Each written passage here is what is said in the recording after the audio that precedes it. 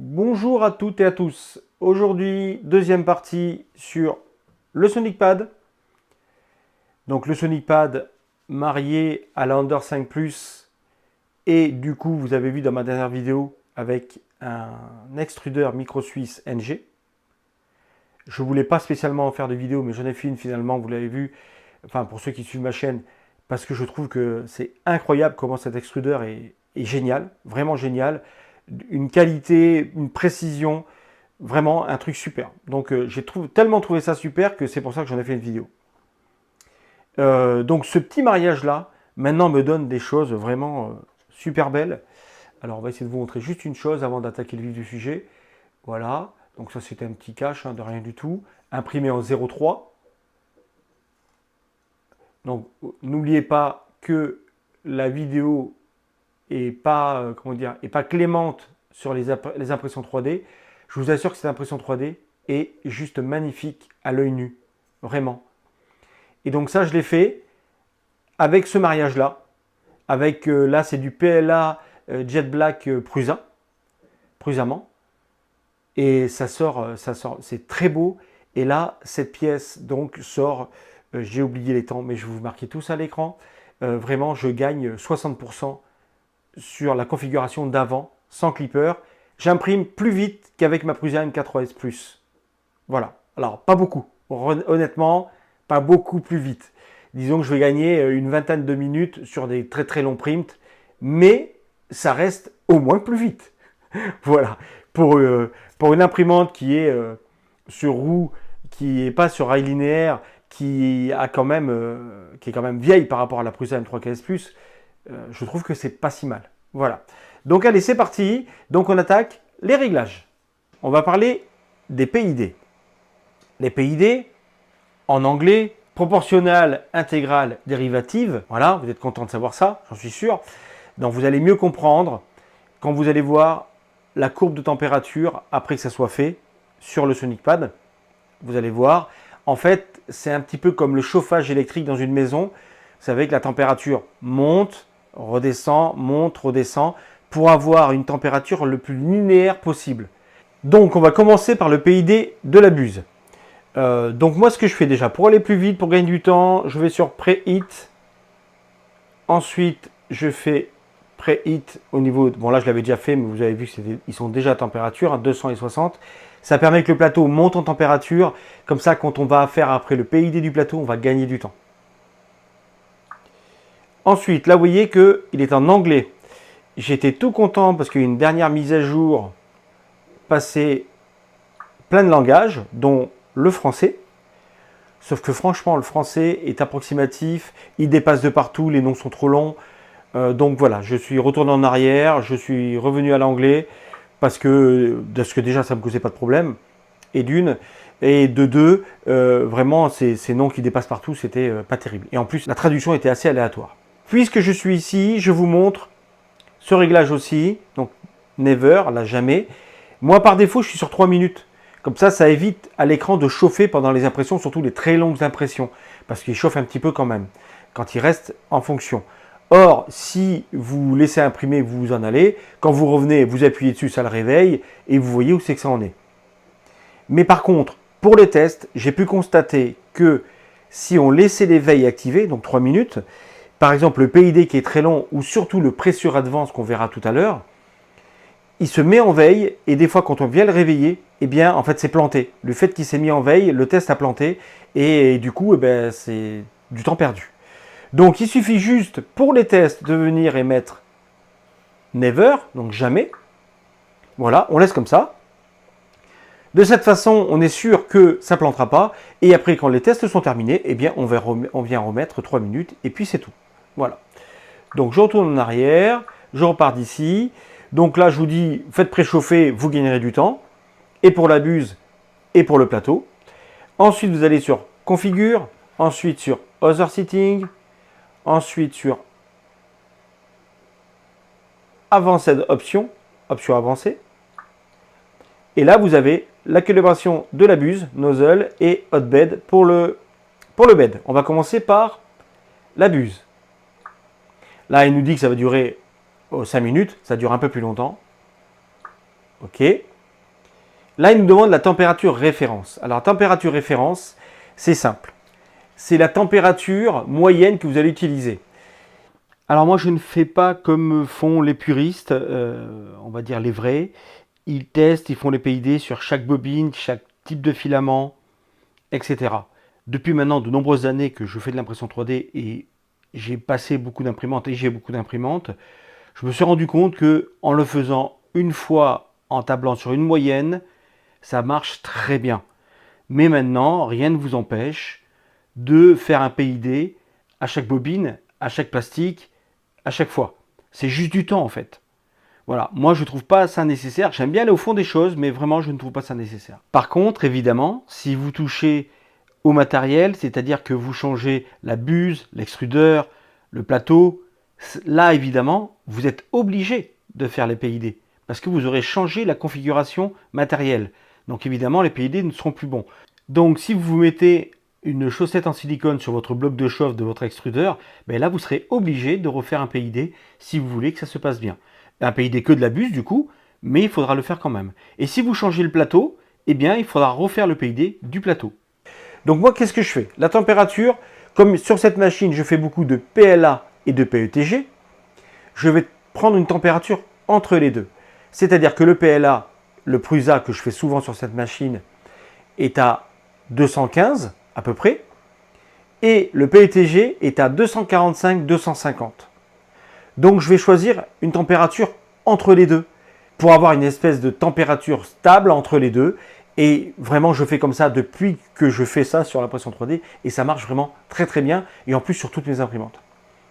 Donc là, on ne va pas prendre ni 215 ni 250, on va essayer de tabler entre les deux. Alors moi je vais mettre 232, c'est à peu près entre les deux, il faudrait que je mette 232,5 mais je peux pas, donc, enfin si à la rigueur je pourrais, mais on va mettre 232, 233, allez même 233, voilà, pour avoir une température entre mes deux températures consignées, référence. Non, même d'ailleurs je vais mettre plutôt 230, je vais vous dire pourquoi 230, parce que des fois je fais du PLA Sunlu, qui lui, Sunlu ou même Creality, qui lui est plutôt à 210-212. Donc on va partir d'une moyenne entre les deux. 230, on n'est pas si mal. Ok. Et je fais Start Test. Et là c'est parti. Donc je vais vous laisser avec de la petite musique j'imagine. Je verrai bien ce que je fais. En attendant, vous allez voir que c'est assez long parce qu'il faut que la température monte à 230, après qu'elle retombe, qu'elle remonte un peu plus haut et un peu plus bas, et ainsi de suite.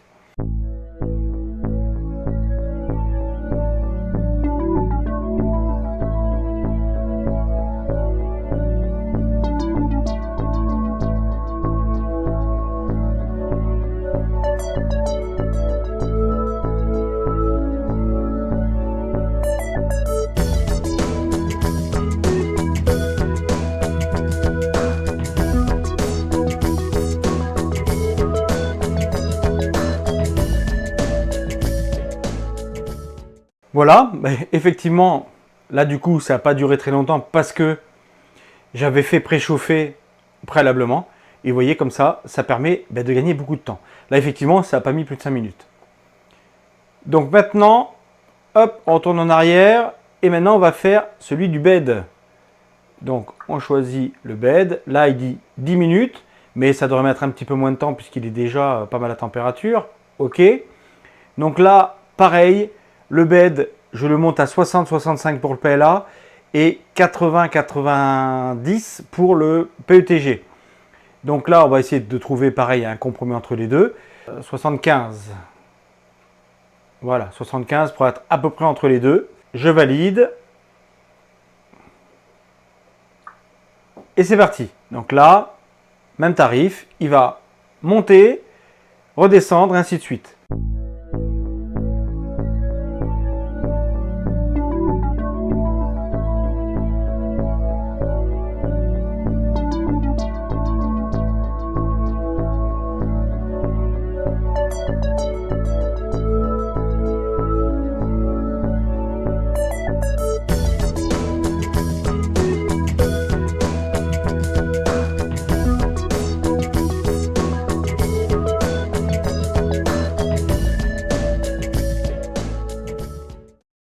Voilà, le PID du plateau est terminé.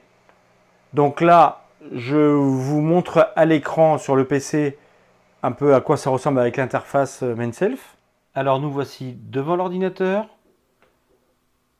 Nous venons ici dans le champ d'adresse et nous tapons l'adresse de notre SonicPad. Donc 192.168.1.178. N'oubliez pas les points entre chaque.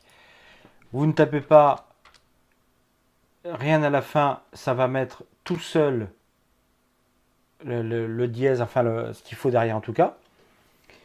Et là, vous tombez sur la première interface, on va dire de base du SonicPad, c'est-à-dire l'interface fluide. Mais moi, je préfère utiliser l'autre, c'est-à-dire que vous remettez dans le champ d'adresse et au lieu de taper que l'adresse IP, vous tapez 2.8819. Donc, l'adresse IP 2.8819, vous validez. Et là, vous arrivez sur l'interface MainSelf. Alors, excusez ma prononciation, comme d'habitude, l'anglais et moi, ça fait toujours 10. En attendant, je préfère cette interface. Je la trouve plus accessible, en tout cas, je la préfère. 88.19, ça s'appelle le port. Voilà, donc l'adresse IP et le port. Donc là, nous sommes sur l'interface MainSelf du SonicPad. D'ailleurs, on voit voilà, la caméra. Ici, on a la console avec tout ce qui défile. On a vraiment beaucoup de choses. Les pièces imprimées, les pièces ratées, les températures. Voilà, on a tout ce qu'il faut et ça, c'est très bien. La température du SonicPad que j'ai rajouté. Voilà. Là, vous pouvez voir donc le PID de la buse. Vous voyez, on voit bien, il est monté, descendu, etc. Voilà, pour avoir une température le plus linéaire possible. Nous pouvons voir la courbe bleue, qui est la courbe du bed. Donc là, il fait comme avec la buse, il monte, il descend, il monte, il descend. Voilà, on voit de plus près. Là, on voit la température en haut, en orange, le PID de la buse. Et on voit en bleu en bas, donc les vagues, vous voyez, qui sont à peu près identiques, pour le PID du plateau. Voilà, donc grâce à ça, la température moyenne est calculée. Et maintenant, ces deux réglages sont terminés. Maintenant, passons au test de compensation de résonance. Donc, j'ai modélisé cette pièce en carbone, donc très belle pièce, faite sur la Under 5. Donc, vraiment, je suis très content du résultat.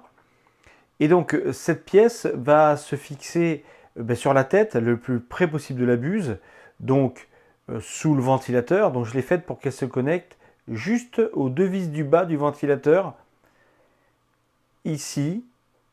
Voilà, pour que ça soit le plus près possible de la buse. Donc, on monte ça et on est parti. Alors, évidemment, c'est de la vibration. Donc, c'est un test de vibration. Donc, on va serrer ça au maximum pour que ça soit bien serré, pour que ça ne vibre pas, quoi. Voilà. Alors, faites attention. La tête va aller faire un home. Donc, du coup, le fil va bouger un petit peu. Donc avant de bloquer le fil, parce qu'il ne faut pas que le fil vienne poser sur les courroies, puisque c'est les courroies qui bougent, voilà, faites attention, vous le maintenez un petit peu. Donc comme tout à l'heure, vous allez dans Configure, Other Setting, Advanced Option, donc option avancée, et là vous avez, vraiment excusez mon anglais, Measuring Resonance. Là, il vous demande si le capteur est bien installé. Oui, je l'ai branché derrière le SonicPad. Ça, il faut revenir à ma première vidéo pour voir les connexions. Et ensuite, je l'ai bien mis en place. Donc, je fais Next. Là, il vérifie qu'il connecte bien avec le capteur de résonance.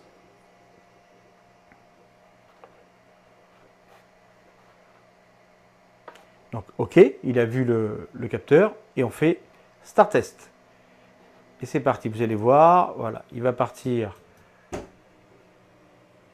en point 0, il revient.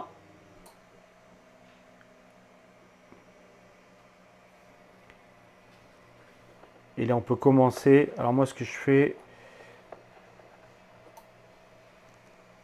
voilà. J'ai mis une petite patte que j'ai mis là pour le tenir, le câble ici, pour que le câble ne vienne pas toucher Et vous allez voir, ça va vibrer. Voilà, on le voit. Je ne sais pas si on le voit bien à la cam.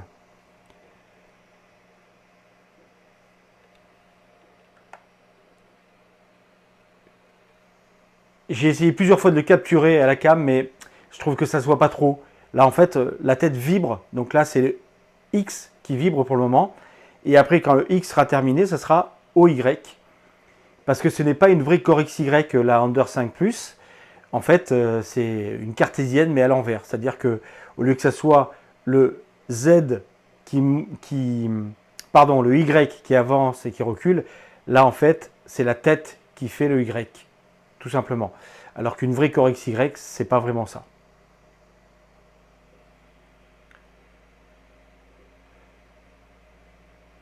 Je le positionne comme ça. Quand le test du X sera terminé, ici, vous verrez le Y qui va bouger. Donc ça, c'est encore un test qui dure quelques minutes.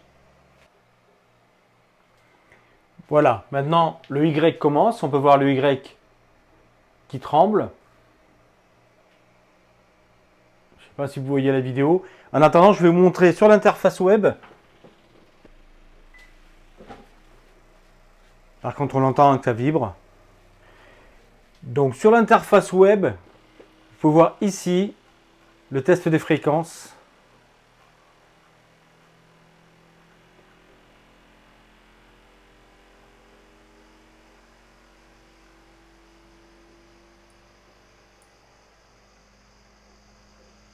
Voilà, là vous pouvez voir le test des fréquences, 60, 61, etc. Évidemment, il ne faut pas toucher la tête pendant que ça teste. Évidemment. Donc il termine la calibration. Alors là, il ne vibre plus, hein. Il est en train de faire ses calculs. Voilà, nous retournons sur la console. Et nous allons voir que, voilà, il est en train de terminer ses calculs. Nous allons voir que ce qu'il donne n'est qu'une indication. Parce que vous allez voir les vitesses énormes qui me conseillent pour cette imprimante, que j'ai testée. Or, quand je les teste, eh bien, c'est juste pas possible. Donc là, voilà ce qu'il nous recommande pour l'axe Y. La fréquence 58,6, ce qui correspond à 10 100 mm/s, ce qui est énorme en fait. C'est énorme. J'ai essayé et c'est juste pas possible. Les impressions se décalent, ça ne va pas. Donc en tout cas, c'est ce qu'il conseille. Et pire encore, pour le X, il recommande la fréquence 64,8. Et si on regarde à quoi correspond la 64,8, ça amène à une vitesse de 12 400 mm/s.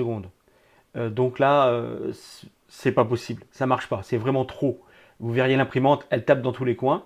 Alors normalement, il faut prendre la vitesse la moins élevée des deux pour la mettre dans le fichier de configuration que je vais vous montrer.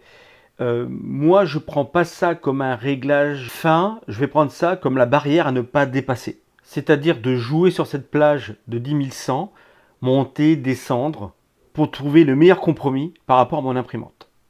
En attendant, là maintenant, il faut faire Save Config. Le SonicPad va mettre ça dans son fichier de configuration. Pas le fichier de configuration de l'imprimante, mais dans un fichier de configuration. Je ne sais pas trop ce qu'il en fait en fin de compte. Il va redémarrer tout seul. Ici, nous allons chercher le fichier de configuration où nous allons rentrer et ou modifier tous les paramètres pour Clipper. Quasiment tous. Donc ce fichier s'appelle printer.cfg. Nous allons aller chercher dans Machine. Ensuite, on liste et on va le trouver ici, printer.cfg. Une fois le fichier ouvert, nous cherchons entre guillemets printer. Et là, on peut voir que aucune des références que nous venons de calculer n'est rentrée, c'est toujours par défaut. Et je pense que ces références, il les enregistre dans un fichier qu'on peut juste consulter pour avoir la référence qui est donnée, je pense, hein, puisque là, il ne rentre rien tout seul. Pour ça, il va falloir rentrer à la main. On sélectionne la ligne Max Axel, où il y a 7000 par défaut, et on va rentrer la valeur la plus basse des deux valeurs qu'on a retenues tout à l'heure, donc c'est-à-dire 10 100. Ensuite, on clique sur Save and Restart, et le SonicPad va redémarrer tout seul. Alors, je vous montre quand même mes paramètres à moi, par rapport à l'endroit où se trouve mon imprimante, par rapport à ce qu'est mon imprimante, ma Under 5 Plus avec ses modifs. Voilà vraiment le meilleur compromis que j'ai trouvé pour un gain de vitesse, mais tout en gardant de la qualité. On peut aller un peu plus haut, mais je trouve que ça commence à perdre de la qualité. Après, tout dépend de ce qu'on veut. Moi, vraiment, là, avec ces tests-là, j'arrive à gagner 60% de performance sur les très grosses pièces. J'avoue, sur les petites pièces, c'est moindre. On gagne plus que 30-40% sur les petites pièces. Il faut bien vous dire que les accélérations vont être très efficaces sur les grandes pièces. C'est pourquoi j'ai mis ça sur cette imprimante qui fait des gros volumes. En attendant, avec ces paramètres-là, j'ai de très très bons résultats. Et voilà, c'est terminé. Donc là maintenant, on n'a plus qu'à faire détection complète. OK. On revient à l'écran principal. Voilà. Et maintenant, on enlève le capteur. Maintenant, nous allons calibrer le débit de l'extrudeur. C'est assez simple, il y a beaucoup de tutos. Alors, je vais le faire, on va dire vite fait, je vais le faire quand même, parce que bon, comme ça, vous aurez la totalité. Mais sans rentrer trop dans les détails, vous allez voir que ça reste relativement très simple. Je commence par préchauffer la buse à 200.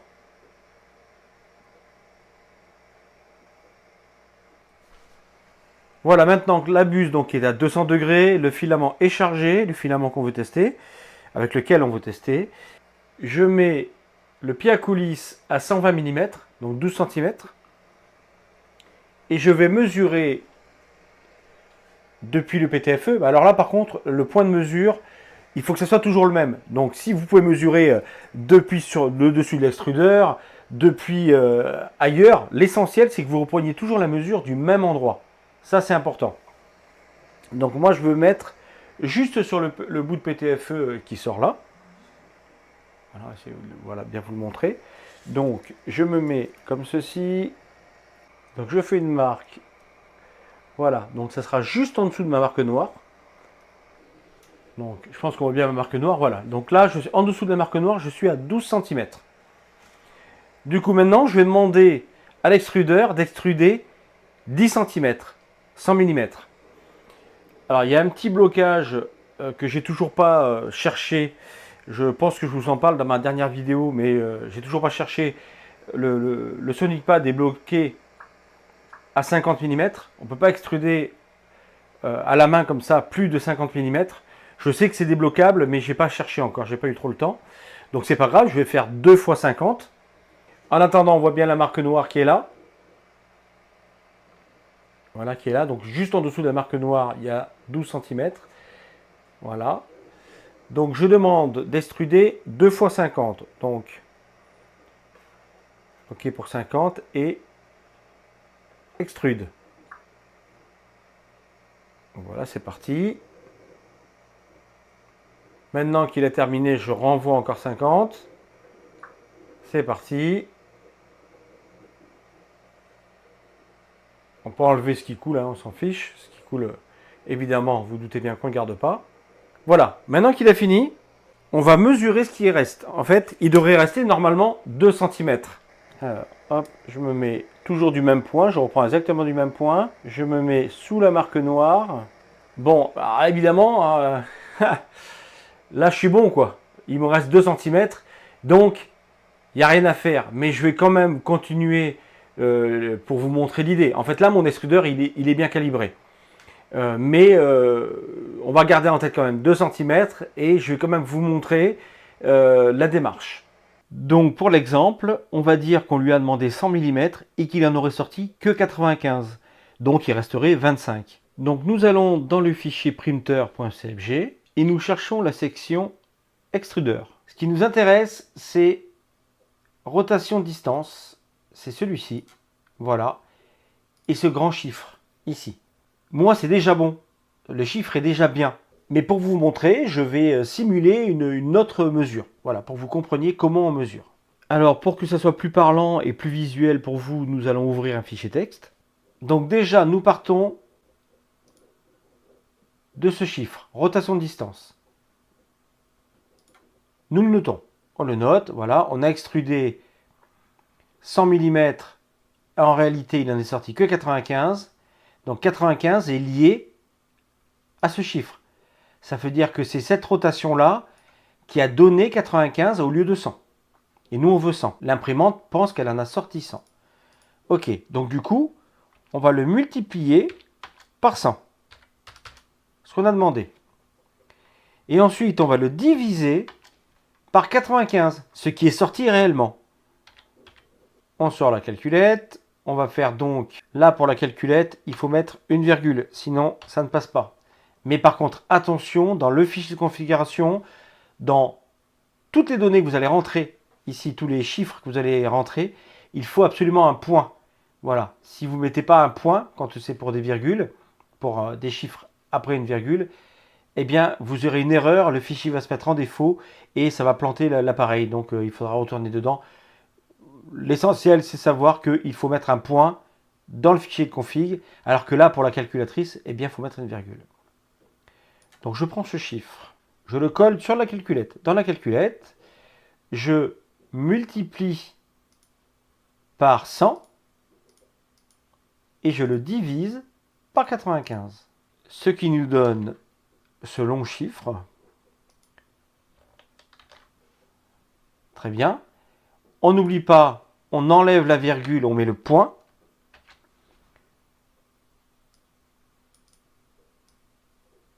On le copie. Et on vient ici, dans le fichier de configuration, on supprime l'ancien. Attention de ne pas sauter une ligne. Et on colle le nouveau. Une fois que c'est fait, on fait Save and Restart. Et là, votre Sonic Pad, en tout cas Clipper sur le Sonic Pad, va redémarrer. Alors moi, je ne sauvegarde pas parce qu'on a vu que mon calibrage était parfait. Et là, bien sûr, maintenant qu'on a fait ce paramétrage, on retourne vérifier que ça a bien fonctionné, c'est-à-dire on mesure 12 cm, on demande à extruder 100 mm et il doit en rester que 20. On devrait normalement faire ce calibrage pour tous les types de plastique, voire toutes les bobines, mais honnêtement, depuis le temps que je fais de l'impression 3D, moi je le fais une fois, de temps en temps je le refais quand je vois qu'il y a quelques petits problèmes de sous-extrusion ou sur-extrusion, et ça le fait très bien sur tous les plastiques. Donc voilà, donc on en a fini pour le calibrage de l'extrudeur. Maintenant, on passe sur le dernier test, c'est le Pressure Advance. Donc on va s'arrêter là pour la deuxième partie, parce que ça fait des vidéos vraiment trop longues. Donc il y aura une troisième partie, mais promis, la troisième partie sera la dernière, et elle mettra beaucoup moins de temps à venir. Elle portera sur le Pressure Advance et sur quelques réglages dans les slicers. Voilà, donc elle sera quand même plus courte.